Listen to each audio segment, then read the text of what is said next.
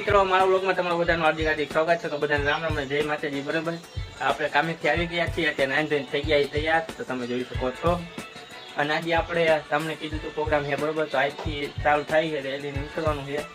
તો વિડીયોમાં તમે જોતા રહીજો, આપણે તમને દેખાડશી. બરોબર, તો ચાલુ.